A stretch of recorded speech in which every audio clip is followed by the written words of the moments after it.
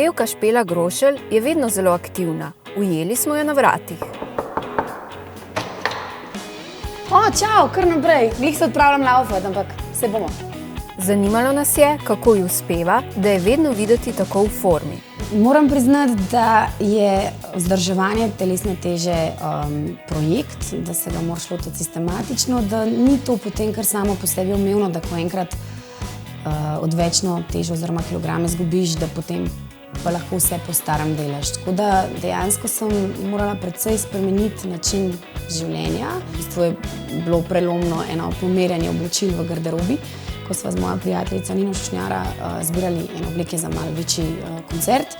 In sem kar naenkrat videla, da si želim pokriti roke, noge, vse sem si želela pokriti in sem rekla, okej, zdaj pa mogoče res skrajni čas, da nekaj naredim na tem področju. Kakšen mesec potem v Slovenijo prišla danska prehrana Nupo, s katero sem se potem imela priložnost pobliže spoznati in ki jo v bistvu uživam že danes 4. leto. Potem pa sem začela dieto v decembru 2010 in v 4 mesecih dosegla zastavljen cilj -16 kilogramov. Moj najljubši Nupo izdelek je napitek v tetrapaku, nadomestilo obroka v tetrapaku in sicer najrajši imam banana vanilija okus, pa tudi kakao, to sta dva top okusa.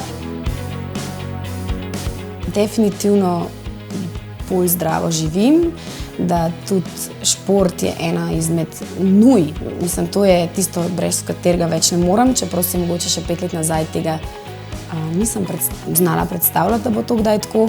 Naučila sem se jesti več obrokov dnevno in biti zmerna. No.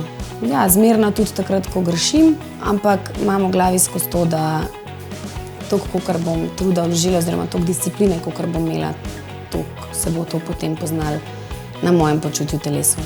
Jaz sem zadovoljna sama s sabo, ne zaradi mojega izgleda, ampak zaradi tega, ker sem sama po sebi pomirjena, ker počnem stvari, ki me veselijo, ker imam najboljšo službo na svetu, ker imam super ljudi, ki so okoli mene. Dejstvo pa je tudi to, da zunanji videz oziroma, bom rekla, koža, v katerih si, telo, v katerem si, ti tudi pomaga pri tem, a se počutiš dobro ali se pa počutiš malo slabše.